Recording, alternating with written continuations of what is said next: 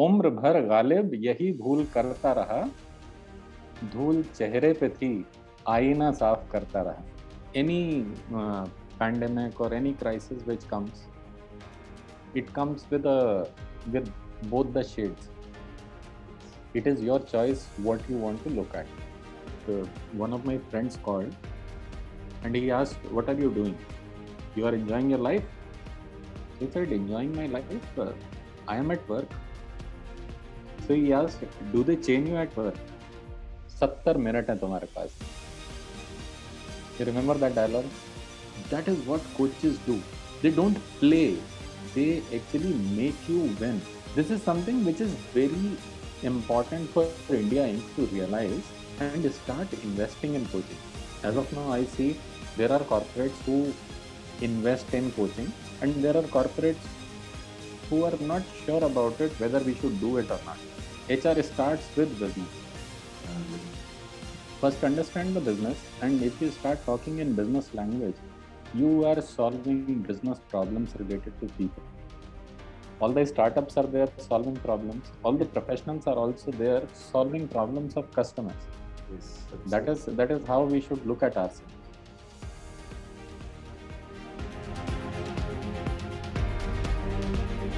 Hello, hi Arjit. Very warm welcome to this edition of Regal Talk. Thank you for scheduling this time at a short notice. For the benefit of listeners or people who are watching this video, Harjit wears multiple hats, literally, and figuratively. Yeah, he's an HR leader.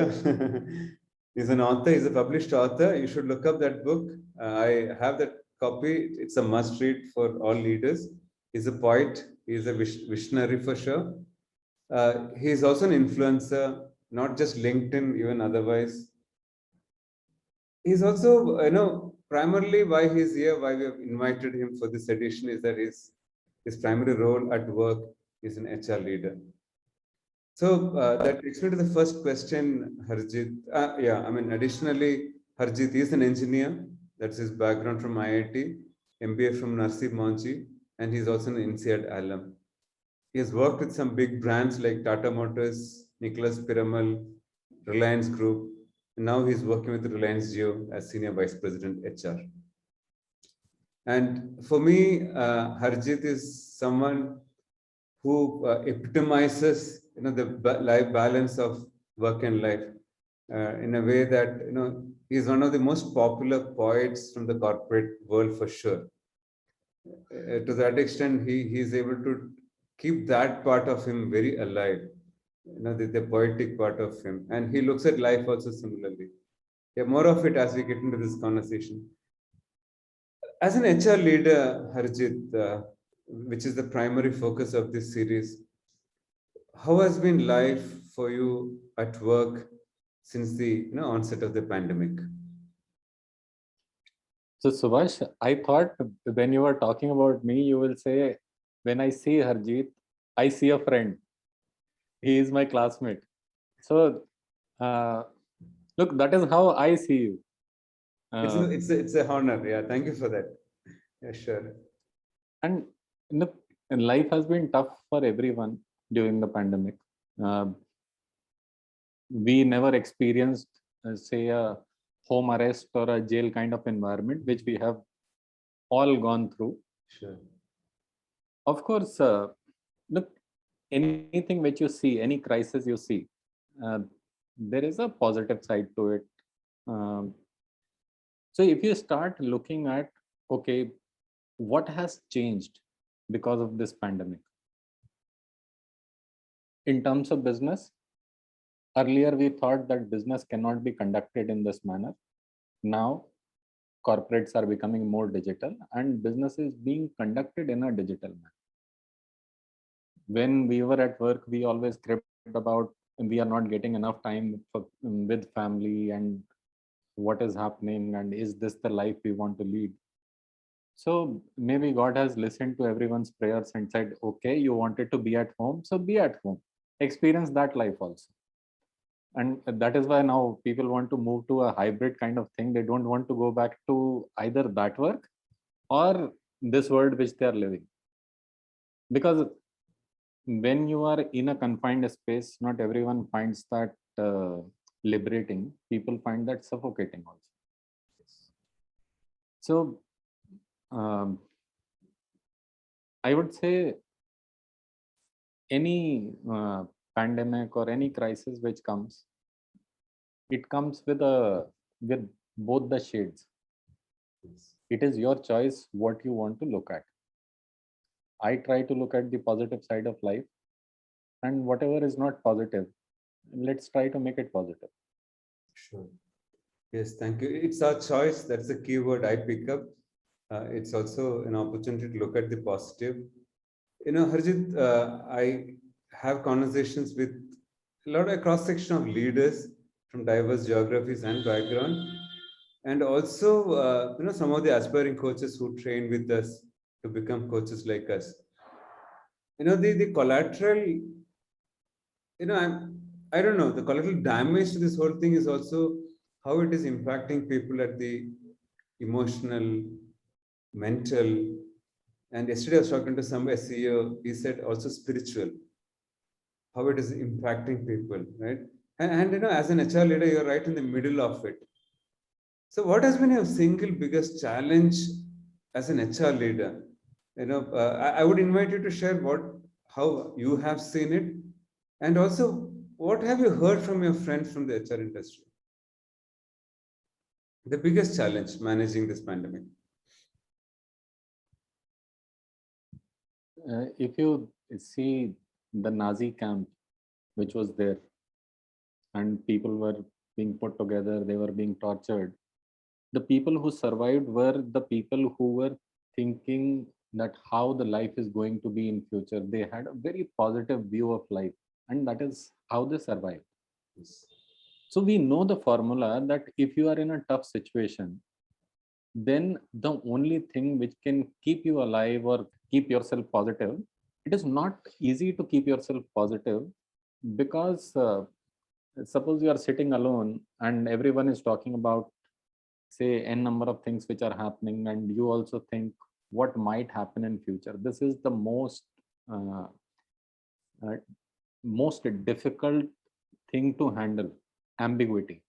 Yes. Once you are not clear about what is going to happen in the future, then you start dreading the future, and moment you get into that vicious cycle, then you start draining your energy, and that is the biggest challenge. So when people talk about, okay, mental health is a issue, mental health is a issue because we don't know how to take care of our mental situation, how to cut off all these negative energies which are coming. Like, one thing which I did personally for myself, I switched off the TV. Okay. I said, I'm not going to listen to what is happening. And thing is, there are certain things which I need to do to safeguard myself and to safeguard others. Let me do those things, and let me channelize my energy in those things which I always wanted to do. Sure. And the book you were talking about, I actually sat and wrote that book. I said, okay, if I have extra time, instead of uh, thinking about a lot of bad things which are happening, let me channelize that energy and write a book. And if you see, most of the leaders who go to jail, they write a book. Mahatma Gandhi wrote a book, and Nelson Mandela wrote a book. Yes. Because when you have free time, either you can demotivate yourself, or you can bring your mind to a focus and say, okay, let's do something. Very I true. was listening to Himesh Reshamia. He said, I created 200 songs. Wow. Means everyone has some talent, and how to channelize your energy in that talent, that is something which is important. And you being a coach, and you being a very good coach, um, you can, like, people need those kind of coaches who can just give them a direction. Why don't you do this? Yes. That one word of yours can actually change someone's life. Yesterday I was talking to some of the colleagues, and I was asking, okay, if we have to fix mental health, what should we do? Hmm. And um, like, there were suggestions coming, events, this, that. And then um, a fresh graduate from the college, who has spent, say, around 3.5 months in the corporate kind of environment. She said, all I need is that can someone talk to me? Wow. And almost everyone agreed to her, yes, that is the biggest thing which needs to be there. Now we understand this is what is to be done. Thing is how we create a structures around it, how we make it a routine, how we make it part of everyone's life, because that is what we have been missing, especially in Indian community or Indian culture. We are a high touch culture. घर में बैठ के चलता नहीं है. It is very difficult. If you ask an extrovert, you don't have to talk to anyone. The guy is half dead. Very true. So I believe I tried to answer your question. Sure. And you know, the youngsters come up with such beautiful solutions, answers, truly inspiring. We just need to talk. We just need to listen. That's something that we have been saying. And also, when you spoke about choice earlier, you know, what came to my mind was Viktor Frankl about his book Man's Search for Meaning, which is an integral part of our curriculum. You know, how he survived the Nazi camps. So powerful and so relevant. So he says, someone who knows the why of life will find a way of how. So beautiful. You know, for me, you have always inspired me about, you know, about your ability to not only pen poems and recite and create laughter around yourself, right? So humor is not my cup of tea. Poetry is absolutely not my cup of tea. That's where the admiration comes from. And to make others laugh, right? How have you, built this muscle over a period of time? What has been your journey to nurture this hobby of yours? Frankly speaking, I don't know. When I look at you, I'm happy. I'm smiling. So maybe when people looked at me, they felt like, okay, we should laugh at this person. And that is how I said, okay, if people can laugh, and if something I'm saying or if something I'm doing, so let me continue with that. Somehow that comes naturally, or that is the kind of tangential thinking I have been brought up with. When I was small, my father used to give me a topic to write every day. Okay. In fact, both the brothers. So he will tell us, okay, write on chair, Okay. write on table, write on tap, and all kind of weird topics we have written poems on. Okay. Wow. The only difference was which I was able to observe, or which my father told me, that the kind of difference you bring to poetry is you are able to connect them to social topics or social issues. And I picked that up. So frankly speaking, I don't go for humor. I go for a social connect, that how you connect a chair to a social issue, or how you connect a tap to a social issue. Everything happens on its own. So happiness is like people's inner happiness which comes out. It is not that I am just a object looking at which they can be happy. So I'm happy for that. Sure. You know, my team did some research on you to help me with this, and you know, one thing that came out, stood out for me also was, you know, the TED talk you did at a school, a TEDx talk, where you speak about, you know, you link movies to career and life. So I still want to go back and ask, for a busy professional who's got ambition, who has the dream to do big. Generally, so many of us out there, what does hobby mean to them? What is your piece of advice to them in the realm of hobby, in terms of strengthening that muscle? One thing which I realized over the period of time, that if you are doing work only, then you are not content in life. Yes. We keep talking about work-life balance. Okay, after when I reach 45 years of age, or when I reach 50 years of age, then I will live my life. One day what happened, So I was also in the same bandwagon that when I will reach a certain age, I will do something for myself. Okay. Oh. And I always thought that poetry is something which is my passion, or there were 10-15 things which I wanted to do. Suddenly, one day, in fact, one of my friends called and he asked, "What are you doing? You are enjoying your life?" So I said, "Enjoying my life? I am at work." So he asked, "Do they chain you at work?" No, they don't chain. And that was the moment I realized my biggest hobby, or the biggest thing which I enjoy in this entire world, is my work. If I Wow. don't have work, then maybe I will, what will I do? Second thing which struck me, which was a life changing moment. So I'm enjoying my work, and I basically after that put myself wholeheartedly into work. And then there was a session with a trainer where she asked a question: "What are you without a designation?" "You are just your work." And I said, "Is that what I want to be?" So I said, "Work is one thing. I do work for my enjoyment. And second thing, I realized I want to be something more than just my work." Hmm. So I started doing a number of things which I always wanted to do Okay. along with work.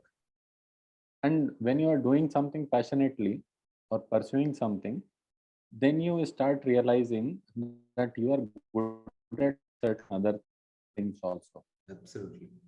I was very passionate about gardening. I did gardening, and after that, I said, "No, this is not my cup of tea. I don't want to do gardening." I did poetry, and I felt like, yeah, this is one thing people also appreciated.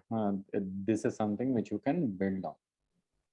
So I figured out things which take my energy high. And then I started correlating, and I found that when I am pursuing my hobbies and when I am doing things other than work, which take me to a different high, I'm able to work even better. Hmm. And then it all came together, and the TED talk which you are talking about, uh, that is a passion. And my biggest challenge there was, how do I connect with kids? Kids, yes. And if I have to connect with kids, I have to talk in their language. And that is why I used movie references of animated movies so that they can understand what I am talking about. Yes. And good part is I was able to connect with kids. Yes. So I'm happy about it. Yeah. And you know, one thing really stood out from that TED talk is I made a note so I don't get the script wrong. If you're nothing without the suit, then you don't deserve the suit. I thought that was a very aha moment for me. Leading without title, Robin Sharma speaks of. Some thoughts on that, Harjit. And that is a dialogue The movie. from the movie Spider-Man. Yes.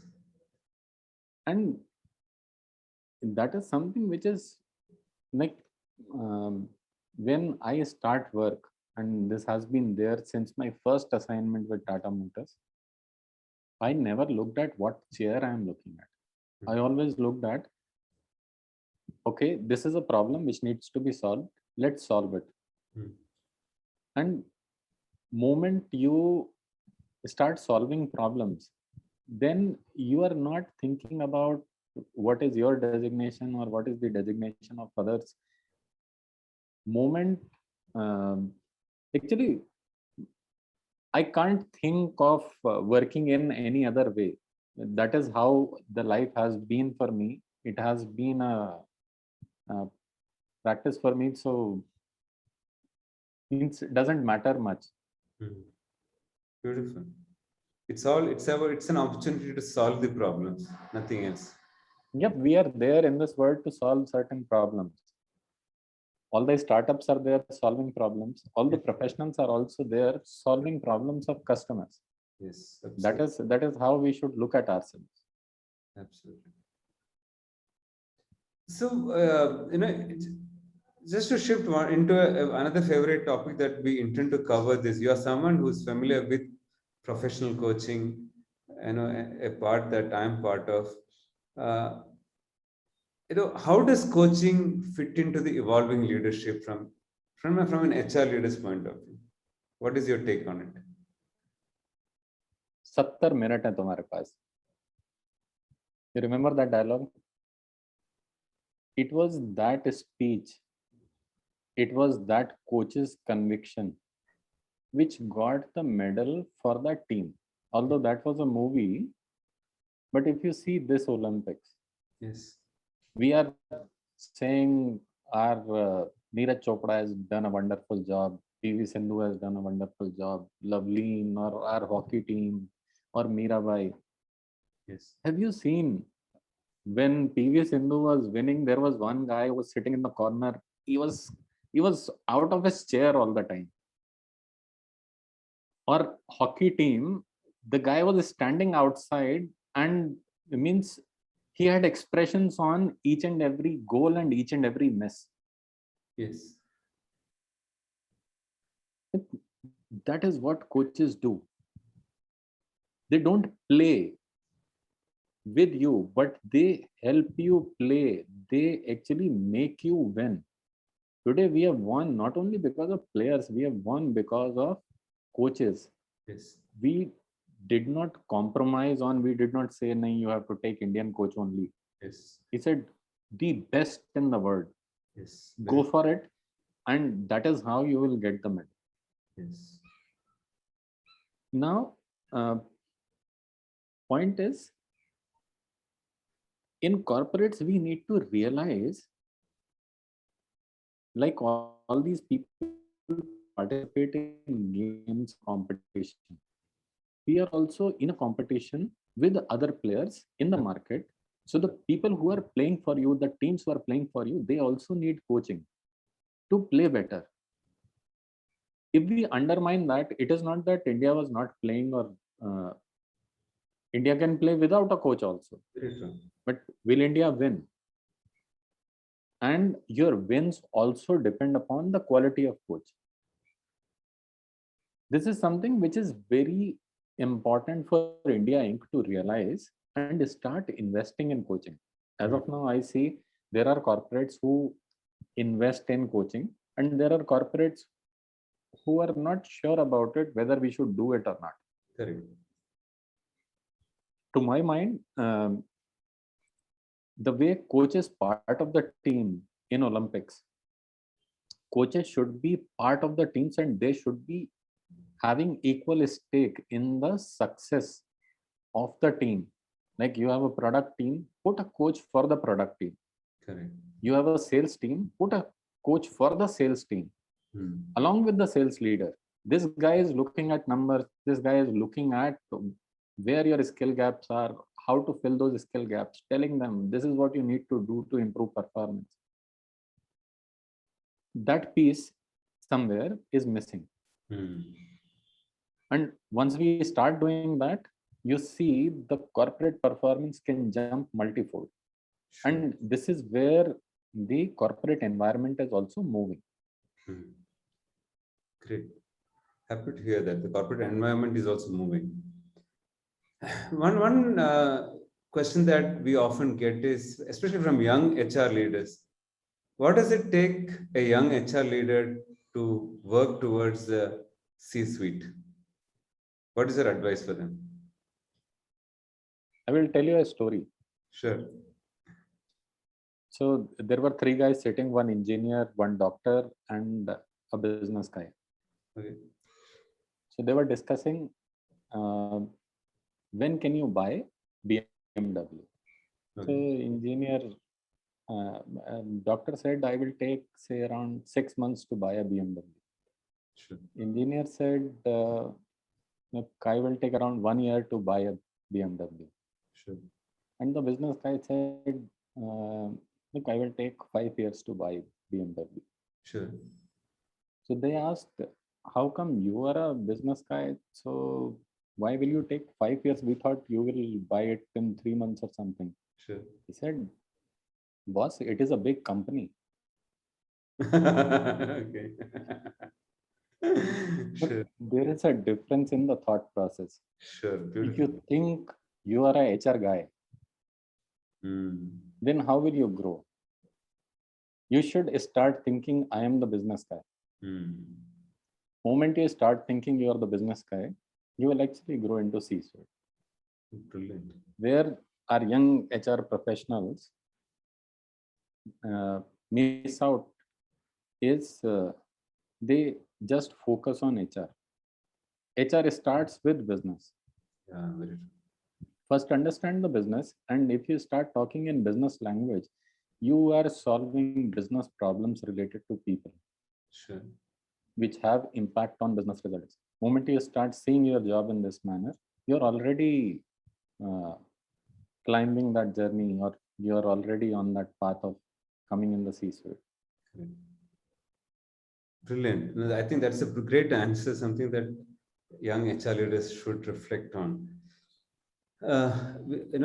Almost on time, any couplet that comes to your mind that we can wrap up this short chat? So I will give you something on coaching. Sure.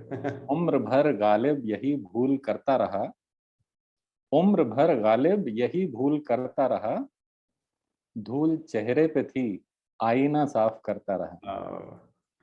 Wow. Great.